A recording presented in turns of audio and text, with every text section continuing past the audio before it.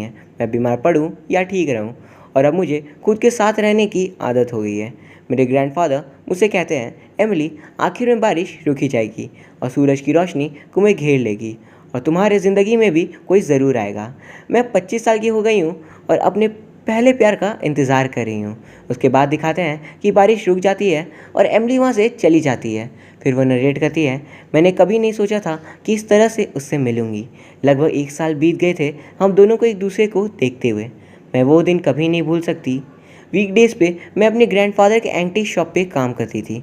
तभी फ्लावर्स करके कोई चिल्लाता था और एमिली देखती थी कि गेट पे किसी ने डेज़ी फ्लावर्स रख के गया है, लेकिन उसे पता नहीं था ये किसने रखा था।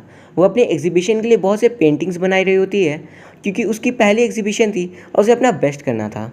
फिर वो बताती है कि वीकेंड्स में मैं एक स्ट्रीट पेंटर हूँ, तो उस दिन उसके पास एक जॉन नाम का बंदा आता है। उसके हाथों में वैसे ही डेज़ी फ्लावर्स थे जैसे कि एमिली को रोज़ मिला करते थे। जॉन उसे खुद की स्केच बनाने को कहता है और एमिली सोचती है, ऐसे तो मुझको सारे कस्टमर्स अनजान लगते हैं, लेकिन ये पता नहीं क्यों जाना सा लगता है। शायद ऐसा इसलिए क्योंकि ये एग्जैक्ट 4:15 में आया है। मुझे ऐसा फील हो रहा है ये मेरी बेस्ट स्केचिंग हो सकती है। तभी जॉन कहता है, मुझे जाना होगा, पर एमिली कहती है, लेकिन स्केच कंप्लीट नहीं हुई। जॉन कहता है, कोई बात नहीं, मैं कल इसी समय आ जाऊँगा, कल कंप्लीट कर देना। और डेज़ी को उधर ही छोड़ एक स्माइल देकर वो चला जाता है। रात को एमिली उसकी स्केच कंप्लीट कर सोचती है, वो आज मेरी तरफ नहीं मेरे पीछे की ओर देख रहा था। अगले दिन वो एग्जैक्ट 4:15 में पहुंच जाता है और एमिली कहती है कि उसने जॉन की पुरानी स्केच पे कॉफ़ी गिरा दी, तो उसे आज दोबारा से बनाना पड़ेगा।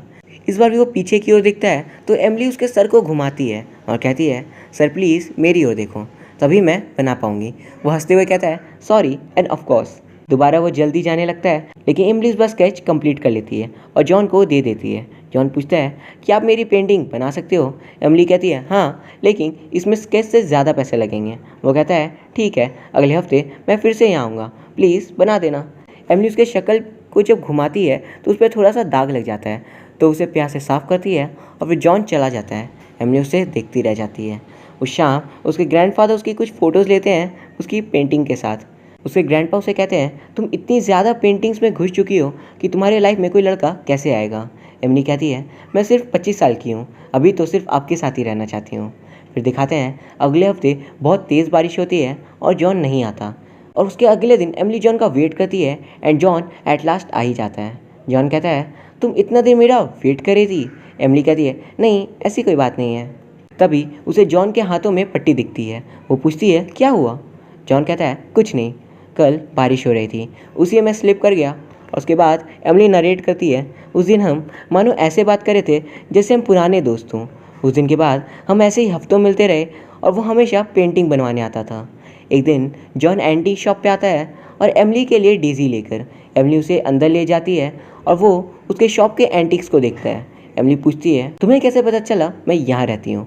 जॉन कहता है, मेरे अपने सोर्सेस हैं। फिर एमिली उसे अपनी एग्जीबिशन के लिए बनाए हुए पेंटिंग्स दिखाती है। उधर ही जॉन की पुरानी स्केच भी थी जो एमिली ने कहा था कि कॉफ़ी गिर गई उसमें। जॉन ये देख लेता है तो एमिली कहती है, नहीं नहीं, ये तुम्हारी नहीं है, ये किसी और की है। तभी जॉन को एक पेंटिंग दिखती है और वो पूछता है, ये कहाँ की है? तभी एमिली सोचना शुरू करती है और कहानी पास्ट में आती है। उस साल गर्मी के मौसम को मैं अपने ग्रैंडफादर के यहाँ बिताई थी पेंटिंग्स बनाते हुए। मैं एक लॉक के ऊपर चलकर स्ट्रीम क्रॉस करती थी, बट एक दिन स्ट्रीम में गिर जाती हूँ और मेरा पेंटिंग किट भी बह जाता है और मेरे अंदर उस स्ट्रीम के प्रति डर सा बन जाता है। पर अगले दिन वहाँ पे लॉक की जगह एक ब्रिज बन गया था और मेरी पेंटिंग किट भी किसी ने वापस लाकर रख दी थी। वो बिल्कुल नहीं जानती थी ये किसने किया, पर वो चिल्लाकर थैंक यू कहती है और फिर उसी जगह एक पेंटिंग बनाकर रख देती है एज अ रिटर्न गिफ्ट कि जिसने भी उसके बैग को लौटाया वो ये पेंटिंग ले ले। अगले दिन वो पेंटिंग कोई ले जा चुका था। 1 महीने बाद वो अपने ग्रैंडपा के शॉप आ गई थी और उसे वहाँ पे रोज़ डेज़ी फ्लावर के पॉट मिलना शुरू हो जाते हैं। फ्लावर सेंटर ने कभी भी खुद को नहीं दिखाया था, शायद वो अपनी फीलिंग्स बताने में घबराता था। फिर हम आ जाते हैं उसी सीन जो एमिली सोचना शुरू करती है। वो अपने मन में कहती है, शायद मुझे वो इंसान अब मिल चुका है जो मुझको डेज़ी भेजा करता है। उसे लगता है कि जॉन ही वो बंदा है। जॉन भी एमिली से प्यार करने लगा था और वो ज़ोर से उसे हक कर लेता है और मन में सोचता है, मैं एमिली को सच नहीं बता सकता कि मैं असल में हूँ कौन। फिर हमें दिखाया जाता है कि आखिर जॉन है कौन। जॉन असल में एक इंटरपोल मेंबर था जिसका काम था नीदरलैंड्स के शहर एम्स्टर्डम में एशियन ड्रग डीलर्स के रास्ते को जानना कि वो कौन से रास्ते से ड्रग सप्लाई करते हैं एशिया और यूरोप में। तो एक दिन वो नज़र रख रहा होता है डीलर्स पे और वहाँ पे एक फ्लावर शॉप से वो डेज़ी का पॉट उठा लेता है और उधर ही एमिली पेंटिंग बना रही होती है। तो वो उसके पास जाकर बैठ जाता है ताकि किसी को शक ना हो कि वो एक एजेंट है, और फ्लावर पॉट उधर ही छोड़ वहाँ से चला जाता है। हम ऐसा वे सोचते हैं क्या ये वही इंसान है जो एमिली को डेज़ी फ्लावर्स देता था, या फिर इसका डेज़ी लाना सिर्फ एक कोइंसिडेंस है। इसका जवाब हमें आगे मिलेगा। अब जॉन फिर से अपनी तरफ की कहानी सुनाता है कि पहले तो वो सिर्फ इन्वेस्टिगेशन के लिए एमिली के सामने बैठता था, लेकिन अब उसे सचमुच एमिली ही अच्छी लगने लगती है। जिस सैटरडे को उसने एमिली को कहा था कि वह उसके लिए स्केच नहीं पेंटिंग चाहता है, तो उस दिन बारिश होने लगती है। तो वह उधर आया तो था लेकिन छिपका था, एमिली को देख रहा होता है। तो उसी दिन उसे एक बंदा कुछ अजीब लगता है, तो उसका पीछा करता है, लेकिन जॉन उससे पिट जाता है और इसलिए उसके हाथों में पट्टी बंधी थी।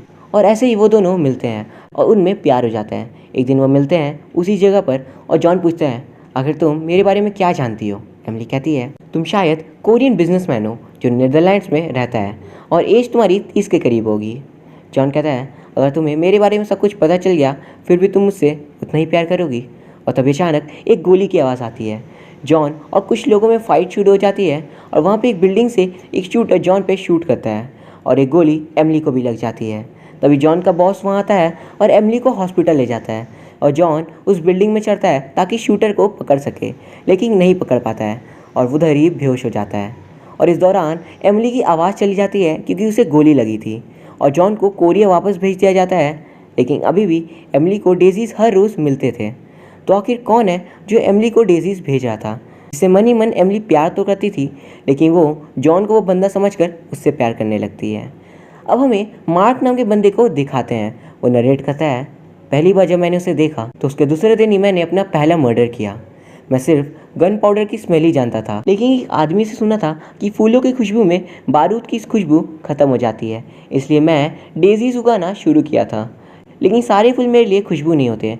जैसे ट्यूलिप का मतलब है काम, और मेरे काम में बारूद तो हो गई। दरअसल मार्क एक कॉन्ट्रैक्ट किलर एजेंसी का मेंबर था। वह एमिली के ग्रैंडफादर के गांव में ही था और एक हाउस बोट पे रहा करता था। उधर ही उसने एमिली को पेंटिंग करके देखा और फिर उसे रोज़ देखने लगा। और अब हमें पता चलता है उसी ने एमिली के बैग को बचाया था और एमिली के लिए ब्रिज भी बनवाया था। एमिली को रिटर्न गिफ्ट वाली पेंटिंग भी उसी के पास थी और वह कहता है काश मैं एमिली से मर्डर से पहले मिलता तो मैं शायद मर्डर नहीं होता। लेकिन वो एमिली को रोज़ देखना चाहता था, तो वो भी नीदरलैंड्स की उसी जगह पे चला जाता है जहाँ पे एमिली के ग्रैंडफादर के एंटीक शॉप था। वो रोज़ एमिली को डेजीज देखता और एक बिल्डिंग से उसे देखता रहता। जब वो वीकेंड्स पे पेंटिंग बनाने रोड मार्केट पे आती तो वो भी एमिली को देखता देखता पेंट बनाना शुरू कर देता है, लेकिन उसे कभी हिम्मत नहीं हुई एमिली से बात करने की। वो एक दिन जॉन को देखता है एमिली के साथ और उसे बहुत गुस्सा आता है। वो जॉन को शूट करना चाहता था लेकिन नहीं करता। और अब हमें पता चलता है मार्क ही वो इंसान था जिसने बारिश वाले दिन जॉन को पीटा था, क्योंकि उसे लगा था जॉन भी उसकी तरह कोई किलर है, लेकिन जॉन उसका अपोजिट निकला। यानी मार्क एक किलर था और जॉन एक पुलिस वाला। मार्क ही वो बिल्डिंग वाला था और शूटर भी जिसने जॉन को शूट करा था कंधे पे, और इसी कारण वो गिर जाता है और एमिली को गोली लग जाती है दुश्मनों की। एमिली अब हॉस्पिटल से अपने ग्रैंडफादर के घर आ जाती है और उसके ग्रैंडपा उसका हौसला बढ़ाने की कोशिश करते हैं। जॉन उसे इतने दिनों में एक भी बार मिलने नहीं आता और वो दोबारा से वीकेंड्स पे पेंटिंग बनाना शुरू करती है। और फिर हम देखते हैं इस बार मार्क उसके पास जाने की हिम्मत कर ही लेता है। मार्क एमिली को खुद की स्केच बनाने को कहता है और एमिली उसकी जगह जॉन का स्केच बना देती है। वो बहुत टेंशन में होती है जॉन के उससे मिलने नहीं आने पे। मार्क कहता है कोई बात नहीं, मैं कल वापस आऊँगा, कल बना देना। उस दिन मार्क अपनी गाड़ी से एमिली को घर छोड़ देता है और फिर वो रोज़ ही एमिली को अपनी गाड़ी से घर छोड़ने लगता है। एमिली उसके साथ आती तो थी लेकिन किसी भी दिन उससे बात नहीं करती थी। उसकी आवाज़ तो जाग चुकी थी, फिर भी उसका मन भी नहीं था उससे बात करने का, क्योंकि वो जॉन को डीजी देने वाला इंसान समझती थी और उसे प्यार करने लगती है, जबकि मार्क उसे डीजीज देता था। और हम देख पाते हैं वो दोनों क्लासिकल म्यूज़िक के फ़ैन होते हैं। एमिली समझ चुकी थी मार्क उसे पसंद करता था, लेकिन वो अब भी जॉन का वेट कर रही थी। एक दिन एमिली उसे डिनर को पूछ लेती है। दोनों एक रेस्टोरेंट पे जाते हैं और वहाँ पे एमिली को बैठाकर वो कहीं जाता है। उसे एक और टास्क मिला था किसी और को मारने का। मार्क जल्दी से टास्क कंप्लीट कर वापस आता है और वह एमिली उसे उसका स्केच देती है और एक नोट देती है जिसमें लिखा था सॉरी बट मैं किसी और से प्यार करती हूँ। मार्क कहता है मुझे तुम्हारी पेंटिंग्स पसंद है, मैं सिर्फ तुमसे दोस्ती करना चाहता हूँ। एमिली जॉन को डेजी देने वाला इंसान समझती थी और वो मार्क को अपनी लव स्टोरी लिख कर बताती है। मार्क कहता है वेट करने से कुछ नहीं होगा, चलो मेरे साथ। वो दोनों पता करते हैं और जॉन का एक टीममेट उसे बताता है कि जॉन को कोरिया से आने की इजाज़त नहीं मिलेगी। मार्क कहता है टेंशन मत लो, वो 15 अप्रैल को यहाँ ज़रूर आएगा। 15 अप्रैल एमिली के एग्जीबिशन का डेट था।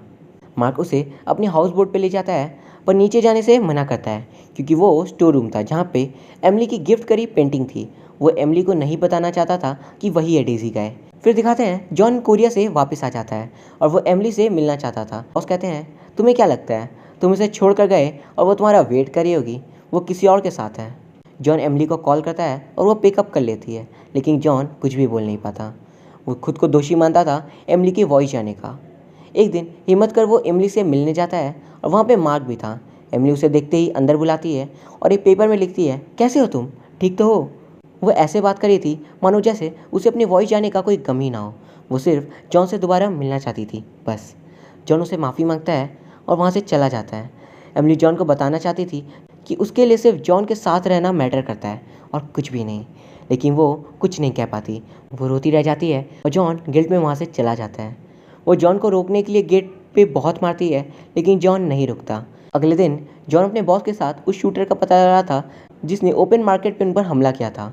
उसका बॉस कहता है मैं जानता हूँ इन शूटर्स के एजेंसी को, मैं उन्हें खुद के ही मर्डर का पैसा दूंगा और वो उसी किलर को भेजेंगे और हम लोग उसे पकड़ लेंगे। जॉन कहता है मेरी सुपारी दे दो, तुम फैमिली वाले हो। और प्लान के अकॉर्डिंग मार्क को ये काम मिलता है। अगले सीन में जॉन एक कार में होता है और उसके टीम के बाकी मेंबर्स भी छिपकर होते हैं। तभी मार्क आता है और जॉन से कहता है मुझे तुमसे बात करनी है। जॉन अपनी टीम से कांटेक्ट हटाकर मार्क के साथ कार में कहीं चला जाता है। जॉन समझ गया था कि यही वो शूटर है क्योंकि उसने उसे एमिली के घर पे देखा था। जॉन पूछता है मुझे क्यों नहीं मारा उस दिन, क्या एमिली के लिए। मार्क कहता है मुझे सामने कभी नहीं आना चाहिए था। तब जॉन समझ जाता है कि मार्क ही डेजी का है। मार्क कहता है हम दोनों में से एक ही एग्जीबिशन जा पाएगा। जॉन कहता है दोनों ही चलेंगे और लास्ट में वो जिसको भी चूज़ करेगी दूसरा उसका गुड फ्रेंड बना रहेगा।